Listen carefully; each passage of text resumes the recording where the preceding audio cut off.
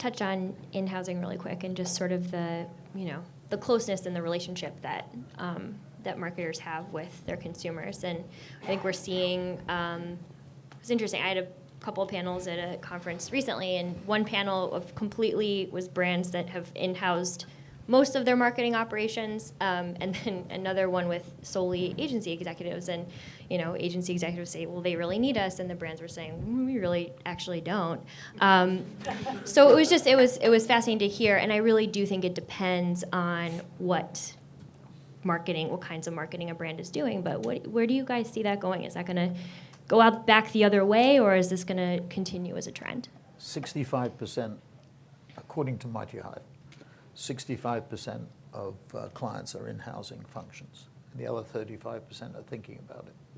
So our view, and we don't have the incumbency disease, and the agencies, apart from being paranoid about anybody talking to their clients, are also paranoid about losing the business, keeping clients happy.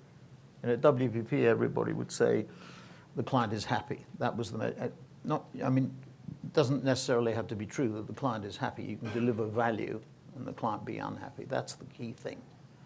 And I think in-housing comes back to this take back control. The pitches that we see at the moment, there are 5 major global pitches going on at the moment in media and content, or one or the other. All of them are what I would call considered. They're not throwing mud against the wall and seeing how much sticks, which in the media paloozas or the tsunamis that we saw a few years ago. What's happening now is that CMOs, I think, feel more confident. They are still concerned about their structures and confused about their structures, but they feel more confident, and they're turning the dial up now. And what we're seeing is a much more considered, I would say they're considered reviews, where they're even saying, we don't want to have anything to do with traditional, so we're focused just on the digital piece, where they're actually saying to us, here's the brief, you decide whether you can do the digital piece of this or not, and we'll sort of think about how we consolidate and coordinate that. They'll take over that function because they're absorbing a lot of the functions. So I think in-housing is a trend which, what you said, clearly points out that people talk in their self-interest. We don't have a self-interest in terms of incumbency, so we're totally agnostic about it. And the spectrum is in-housing, co-location, outsourcing. Those are the 3 models. I think the in-housing conversation for clients begins with, what do you want to be good at, right? What are the things that are part of your destiny as an entity? So for us, we want to be really good at the data. We want to be really good at dynamic creative. We want to be really good at search, because that's all real-time signals of intent that we want to be able to leverage.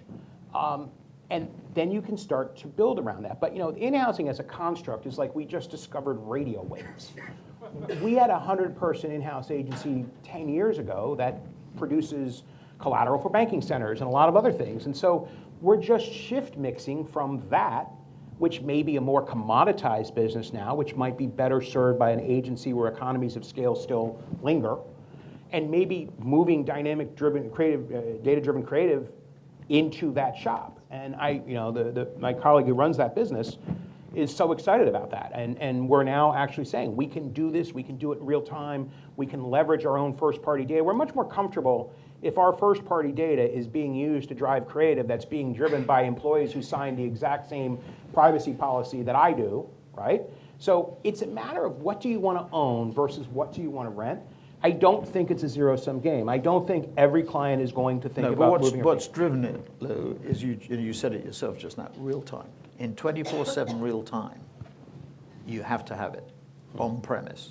So there are downsides. What do I do about keeping up with tech? Do I want to work for the rest of my life on Bank of America programmatic or content or whatever it happens to be? Yes, of course. Maybe what I want to do is something else, right? Yeah. So Tech it's and talent, keeping people, it's talent and tech, and that's the after-sales service, if you like, that the in-houser can. But what drove it, or what has driven it, has been this 24/7 real time. I liken it to an electoral campaign. I really think it is like that. Because it's an iterative process. It's personalization at scale. It's an iterative process. It's totally different to what's happened. That's So what I we should think. hire Brad Paskalis? We should hire Brad Parscale, their interim manager.